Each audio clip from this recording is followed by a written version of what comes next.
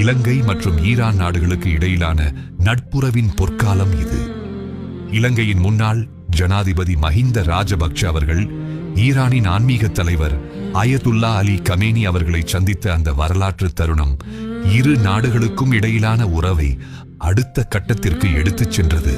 இந்த சந்திப்பின் போது சுமார் 7000 கோடி ரூபாய் மதிப்பிலான உதவி திட்டங்கள் உட்பட 8 முக்கிய ஒப்பந்தங்கள் கையெழுத்தாகின.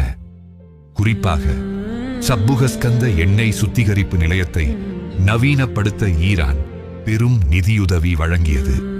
எண்ணெய் உற்பத்தி திறனை நாளொன்றுக்கு 1.5 இலட்சம் பேரல்களாக உயர்த்தவும் உமா ஓயா பல்நோக்கு திட்டத்திற்காக 4000 கோடி ரூபாய் கடன் உதவி வழங்கவும் அன்று ஈரான் முன்வந்தது.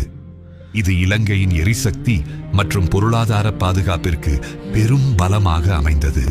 ஈரானின் சுப்ரீம் லீடர் இன்று நம்மிடம் இல்லாவிட்டாலும் அவர் இலங்கை மீது கொண்டிருந்த அன்பும் மஹிந்த ராஜபக்ஷவுடனான அந்த நெருக்கமான உறவும் இன்றும் இந்த திட்டங்கள் வாயிலாக மக்கள் மனதில் நிலைத்திருக்கிறது.